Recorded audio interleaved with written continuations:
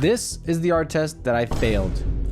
And it wasn't just any test. It was for my dream job, a character art role at Naughty Dog Studios. Back then, Uncharted was the absolute pinnacle of game character art, and I wanted nothing more than to be a part of that team. So I went all in. A week of long hours, frustration, second guessing myself, and in the end, I came up short. Now, 15 years later, I've failed tests, I've passed others, and I've given them out myself. So in this video, I want to share what I've learned about art tests in the game industry, the good, the bad, and what you need to know if you were to ever do one. This is my thoughts on art tests. All right, today I want to talk about art tests in the game industry, primarily for character artists. All right, I want to do that by starting off by showing an art test that I failed many moons ago, and then talk about an art test that was a success for me, and then generally kind of the status of art tests in the industry today, my thoughts on that, overall, and then end with some advice on people if you are in a position that you might be taking an art test. Okay, first it feels like maybe I should say what art tests are. If you don't know what an art test is, it's something that is given when you apply for an art role job at a studio. They'll get applicants, and then maybe after they're screened a little bit, they'll give you an art test, which they usually already have created internally. And it has like a brief, and it's got like a concept image. It gives you some specs and a deadline, and then it's given to you. Typically, it's given to everybody at that same stage of the process. And it's kind of like a winner take all scenario. It can kind of turn the job hunt into a reality show. You're not privy to the other submissions. You don't know how many other people are doing it. And if you fail, you don't really know why. But that's what an art test is. Essentially, you're given an art project task to complete in a certain amount of time. So you can send it to them, and then they can judge it on whether or not you're going to move forward in the process. First, I thought it'd be fun to show something. Kind of the reason why I decided to make this video was I found this old art test of mine. So this is the Eddie Raja test from a long time ago from Naughty Dog Studios. So this was a character from the Uncharted game. I took this test. This is like an infamous test at that time. There was a lot of submissions for this that were on Polycount. I posted this on Polycount. So this is a test that a lot of other artists took at the time, and obviously I failed. And I'm not bitter about it at all. No, just kidding. It taught me a lot, which one I'm gonna talk about now. Thought it might be fun to just like, from my perspective now, I found this is super old. I don't know, 15 years or more. Looking at it now, it's kind of interesting. I can see a lot of the same things that I'm passionate about or interested in now. We have an interesting face giving an expression that is attempting to feel alive. And I think that's good. I agree with that, old me. You can see some other like kind of fundamental mistakes, like the topology not matching the high poly there creates some warbles. The hair, obviously, to the trained eye, they would see that I kind of phoned that in, tried to get one by you there. And then the textures are just pretty basic flat colors, you know what I mean? Like not much going on here, which is fair. This is just some basic stuff. So you can tell where all my time went. And I would agree, I would still give that kind of advice. Obviously, don't listen to me. This didn't work. But ultimately, I think the reason why this was an obvious no-go was I did not deliver this on time. And that's a common mistake. I remember even now having wishful thinking that, if I just want to be a little bit better, and then I'll show it, and then maybe they'll just see it and go, oh, but not that I know the rules of this particular test. I just know now, being on the other side, there's a lot of things that are just automatic fails. So you can't just take all the time. A lot of the times that is part of the test, which I'll talk more about in a second. So yeah, I did not finish this on time. I think automatic fail for that reason. And also, it's Naughty Dog. Even if I submitted this on time, they're getting a lot of applicants, and they're in a very unique position at that time to have all these submissions of our tests, and they just can pick the strongest one. So it's like tryouts. That's exactly what it's like, which is kind of why we're not doing that anymore. The next time I took an art test was for Turtle Rock Studios, and that was very different by contrast, and I think is interesting to talk about. So I would love to have that image, man. I don't. It's kind of another example of how this test was different, that I don't have the image anymore because it was not that as important, I'll show an image right now of an artwork that's very similar to the kind of thing I turned in. You can see it's high poly only.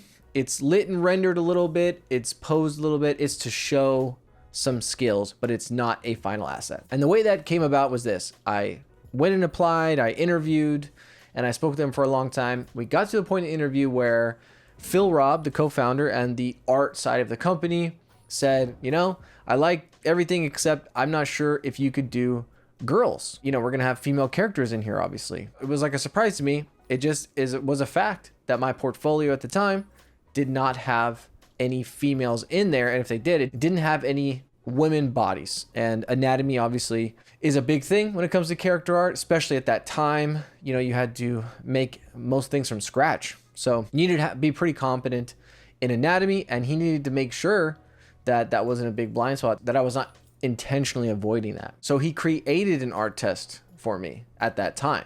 He made it up, gave me 3 or 4 days or whatever it is. And you know, the goal, he gave me a character. He picked the character from Avatar, the female helicopter pilot. And he was like, you know, try to make this, you know, spend a few days on it, just want to see what you could do with it and just make sure you can do it. And so that's what I did. And I went and I, you know, sculpted a bunch and was trying to make a good impression. After the interview, I really liked the gig. Essentially, again, Avatar, very inspired, Left 4 Dead in space. It was super cool for the Evolve game. So I really wanted the job now, and I liked what they did on Left 4 Dead. So what I did was I did that kind of character, female with bandana, kind of badass with some BDUs or something and like a tank top. And I had her posed with a gun, and I rendered it, you know, using ZBrush or Keyshot or whatever. And I tried to make it a little bit similar to the Left 4 Dead movie posters that they did for characters, and posed her like that. And it worked. I sent it in and I heard back, and later Phil said, I saw what you did there. You know, the little wink for Left 4 Dead, which was, you know, played in my favor. So essentially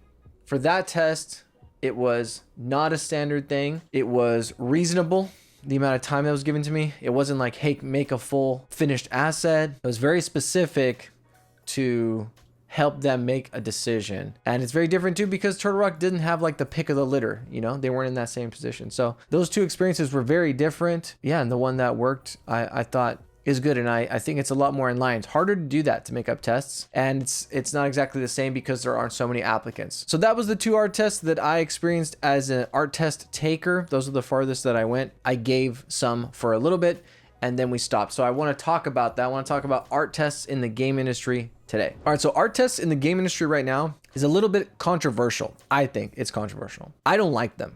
All right, I don't like them now. Where I work now, Turtle Rock Studios, doesn't give out art tests. We have them for a long time. And I was part of the committee, if you want to call it that was in favor of I'm not doing it anymore. And because what it just literally is free labor.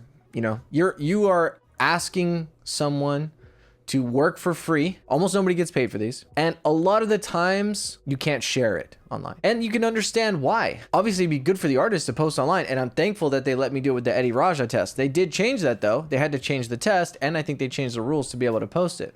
And it makes sense, because if you have a public art test, essentially, if people start posting their art tests, now people know what it is.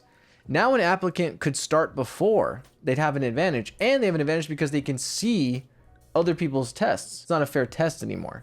So you can see how a studio's position is like, well, you know, we don't want you to share this around because it's not fair. We just want to see who's the best. So you're in a position where now someone's not getting paid for work and they can't post it online, so now they don't have anything to show for it. It's like just super not good for the artists. Another thing about art tests, being on the other side and giving them, is them being unreasonable is part of the test. So that's kind of part of the MO, is you're gonna get an art test and it's just like, you're like, what? You want me to do high poly, low poly textures of this thing, and you want me to do it in 3 or 4 days? Like, it's crazy, right? Because they're testing you on what you're gonna do in that situation. Probably gonna happen at where you work, right? You're gonna get crazy deadlines. They're gonna see how much you want this job. It's an unreasonable scenario that you put people in, and you see how they react. You're giving them a stressful, crunchy scenario. You know, can they pivot? Can they be creative? Are they clever to make it submit on time? Do they just not sleep for 4 days? You know, you're saying you want the people that are all in. You can ask for people's free labor and have them crunch for free because of the leverage you have, because people want these jobs so bad. And I don't think that's a good thing to do, is exploit that leverage. So in the West, you know, in the US, it's not very common anymore. Like the big studios, I don't hear them doing it. Riot, Blizzard, it's not a common practice anymore. And I think for these reasons, it's not cool, man, to do it. So, but let me talk about some upsides though of a test. Like I say, I'm not in favor of it because I think it's bad for the artist. From the artist point of view, some people, if you're in the job seeking game for game art and everything, like if you're in there trying to do it already, you might think art tests are good because they're a way to break in. That's what I thought, right? The fact that I was even been given an art test to work at Naughty Dog for that open role, which I was not qualified for, it was awesome. And I thought, and there probably was, right, technically a chance that if I just submitted some killer ass art test, that they would talk to me, right? It's a way for juniors to break in to the industry. That is a romantic thought, and it might be true to a small degree. Nowadays, it's harder for juniors to break in, as we know, and the market has a lot of talented people from the layoffs, and also information is a lot more readily available. Tools are better. In general, like just, right, the tide has lifted. Everyone's on a higher level already. So the competition's high. So I can see thinking, hey, art tests are cool though, because it still makes it a competition. It still makes it kind of a fair competition. Now, again, I'm not for asking for free work. I think that's, to me, that's just a red line. I just don't want to do that. I don't want to ask people to crunch. And the thing is if you give one person an art test, it's only fair to give everyone an art test, right? If you're someone that thinks that, like, hey, you know, art tests, that could help me break in. Or maybe also, I remember thinking, you know, having a focused brief, having pressure, an excuse. Sometimes we talk to ourselves like that, right? That it just, yeah, now I'm just going to crunch for a week or whatever. So because those don't exist here in America, this is what I would say to you. If you're in this market, is treat your portfolio like a publicly displayed art test. Because if you do that, if you act accordingly, like, it takes more discipline, right? Someone's not going to give you the excuse now. Someone's not going to tell you what to make and give you a time frame and all that. But that is what portfolios should be. They should be a collection of publicly facing art tests. Now that's way better. That's way more valuable than someone asking you to crunch for free and take all that time and energy from you. And if you fail, you don't know why, and you don't get anything from it. You don't get money. You don't get to post it. Okay? That's not good for you. If you can focus that energy into doing them for yourself, if you can at least think of portfolios as that could at least, you know, give you kind of a mission, and also just understand how much more important it is. Because now it's like these art tests, right? These small focus things to showcase your work, they're just going to be available for a long time. It's not for one job, it's for any job. Okay, so I think that's better. The not doing art tests out here in the West is mainly for these big AAA studios. In the small studios, maybe to mid studios, it's still a practice. And in other parts of the world, it's probably still common. You know, like in markets like in China, probably, yeah. Maybe India. For people in my server, some students, you know, taking art tests and stuff. And definitely small studios here. Small studios here just, you know, they're just trying to find good people, and it's a lot more risky, right? They don't have the pick of the litter, so it's a different reason. They're trying to see like, hey, do you want to work here? And someone's like, yeah. And they're like, can you prove it? You know, because they can't eat the loss. So it's like a tentative thing there. I think that's probably why it's common. Maybe they just think it's common, so they do it, you know, without thinking about it. But ultimately, even maybe with the risk of AI or people faking stuff, they just need to know. So I think at the small level, you know, the single A studios that are giving you an art test, maybe they're probably they just want to make sure, right, that you can do it. So I can kind of understand that. And then in the bigger markets overseas, like India and China, they're more like the Naughty Dog thing back in the day. They're going to have a ton of applicants. And I think they are just doing tryouts. You know, I think they are just like, hey, 150 applicants. Here's an art test. Let's see who's the best. It's kind of like that. That's how it was out here a long time ago. That's probably what it's like over there. They're just trying to get the best people. So it is still happening. If you are someone who is taking art tests or are going to take an art test, here's just some advice. All right. So the reality is sometimes you just feel like you can't say no, right? If you're in a position to say no, you know, I would think about it. At least I'll just give you this at least, right? Before we get into some tips, I would ask for compensation. You know, they're probably going to say no. I would ask, hey, can I post in my portfolio? And they might say no. If they say no to both, you know, really consider it. Just know that this is indicative of the studio relationship, right? That they don't value you or your career as much as they just need to fill this role. Okay, so as long as that's a relationship you're aware of, you want to get into like, hey, maybe for a little bit I'll do this. Well, I'll be a gun for hire like this. It's just something to be aware of, right? That's what it's going to be. Okay. And again, a lot of people don't feel like they're in a position to say no or anything. That again, that leverage is really strong and they're going to jump at any chance. Okay. So I understand that. Here's 3 tips if you're taking an art test. First, this is not a tip. This is a rule. Do exactly what is on there. There's going to be a little beat sheet of like, here's the due date. And it's got to have this with this turn and this many polygons and this many textures, whatever it is, right? There's gonna be like a little spec sheet. Do that to the letter. Don't be late and don't miss anything on there. That's just a underline, highlight, exclamation point there. Okay, that's bare minimum, because a lot of times these tests are just automatic fails if you don't do all those. Okay, they're just testing if you can follow directions. So follow directions. And then here's some 3 tips. One is prioritize presentation. At least think about the end. Think about the first impression that someone's gonna get. Again, remember, like I told you before, it's a fixed test. It's not reasonable. They're gonna be like, hey, can you fit this huge thing in this tiny jar? And you're like, ah. So it's gonna be difficult. You can't do everything to the max. So what do? You know, where do you put your points? Keeping in mind and trying to curate that first impression, the first 5 to 10 seconds that someone's gonna see your submission for the first time. If it's strong and it makes a good impression, that's doing a lot for you. You know, if you hit all the things on the spec sheet and it makes a strong impression, that's almost the best you could do. Okay, so that means more than just the spec sheet, lighting, posing, you know, thinking about some angle, whatever it is, you know, bringing life into it, having a nice material read, or just focusing on a few parts and taking them far, letting other things dip out. Maybe depth of field and shadows can help you hide some other stuff, whatever it is, right? Just make sure it looks finished. You know, unlike my example where it doesn't look finished, right? The light's not even that pleasing. There's not like, it's not that dramatic. The background's gray. The hair doesn't look done. The ears messed up, you know, textures are too clean. Spending like 1 day on this now, I can make this look more cinematic and more finished, right? So just making sure it looks like a shot from a media or a game, and not dry, not surgical, you know, not analytical. You want an emotional response, you know, make some art with it. It is an art test. Number 2, cut corners smartly. Okay, you're not gonna have all the time in the world, so do some tricks that you know. Again, that's part of the test. You know, some tricks, you know, like using a base mesh that's already there, repurposing things, maybe doing repeating elements, maybe getting some free thing and putting it in there. Maybe you know some trick already is doing some texture stack. Maybe you know how to do whatever, man. You know the tricks. It's not my tricks. I don't know what the test is, but you know, cut corners. Definitely. Don't cut corners on everything. Again, you need to make sure you are showcasing your skills where it matters, but you can't spend the same amount of time, energy on every square inch. You got to pick your battles, but then it has to look done. So, and cutting corners is what you do in a studio, by the way. You are cutting corners. If you get a studio job, they're going to ask you to do stuff, and you got to fit it in the amount of time. You have to fill that vessel. You have to be that shape, whatever it is. It's not about like, I just work and however long it is however long it is, right? That's part of the tricky skills here, is like, well, I have to figure out how to get here in this amount of time, and you work backwards from there. So as long as you're doing the priorities of like what's important and then filling in the gaps to make it finished, then that's going to be the best you can do. All right.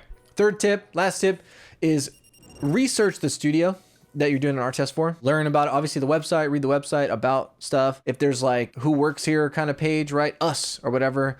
Look at some of them, look at the founder, look at some interviews. If they have videos online, watch their videos. If they have a game, obviously play their game, rent their game, watch interviews if any of the devs have done that. And that's just gonna help you anyways and be good for you. So like worst case scenario, it's good. But then it might be able to, you know, manifest in the work.